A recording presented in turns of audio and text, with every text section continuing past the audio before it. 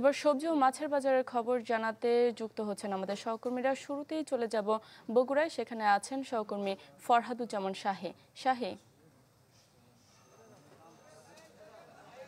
শারমিন, আমরা আছি বগুড়ার পাইকারি সবজির বাজার রাজা বাজারে। এখানে আমরা সকাল থেকে যেটা দেখছি যে কিছু সবজির দাম বেড়েছে, কিছু সবজির দাম কমেছে এবং কিছু সবজির দাম কিন্তু অপরিবর্তিত রয়েছে।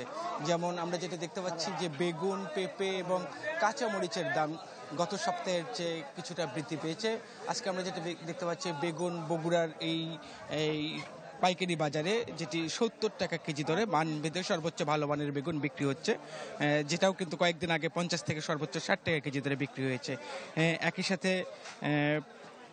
আমরা যেটা দেখতে পাচ্ছি যে পেঁপের দামটা বৃদ্ধি পেয়েছে, যেটা গত সপ্তাহে সর্বোচ্চ 50 টাকা কেজি দরে বিক্রি হচ্ছে, আজকে সেটা 55 টাকা পর্যন্ত চলে গেছে। তবে দুই একটি সবজির দাম কমেছেও, যেমন করলার দাম আজকে সর্বোচ্চ ভালো মানের করলা 45 টাকা কেজি দরে পাইকারিতে বিক্রি হচ্ছে, যেটি এর আগে 60 টাকা কেজি দরে ছিল। পটলের দামও কমেছে, স্থানীয় জাতের পটলগুলোর দাম কিছুটা বাড়লেও বিভিন্ন জেলা থেকে যে সমস্ত পটল আসে সেই পটলের দামগুলো কিন্তু অনেক কমেছে। আমরা দেখতে পাচ্ছি যে সর্বোচ্চ পটল 40 থেকে 45 টাকা কেজি দরে বিক্রি হচ্ছে।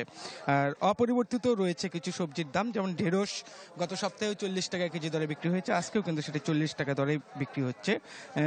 যেটা ঝিঙ্গা, যেটা 60 টাকা কেজি দরে ছিল, সেটাও কিন্তু 60 টাকা কেজি দরে আজকে বিক্রি হচ্ছে। ব্যবসায়ীরা যেটা বলছেন যে গত কয়েকদিন ধরে প্রচণ্ড তাপমাত্রার ফলে যে সমস্ত সবজি জোয়ারের সবজি, সেই জোয়ার কিন্তু কমে গেছে, তার ফলে আসলে বাজারের সবজির সরবরাহ কমে গেছে এবং দামও কিন্তু তার ফলে বৃদ্ধি পেয়েছে।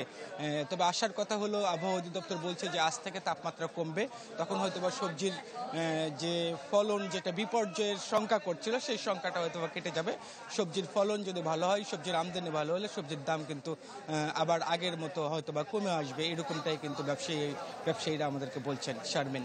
ফরহাদ, ধন্যবাদ আপনাকে। দর্শক, এবার মাছের বাজারের খবর জানাতে সুনামগঞ্জ থেকে যোগ দিচ্ছেন AR জুয়েল।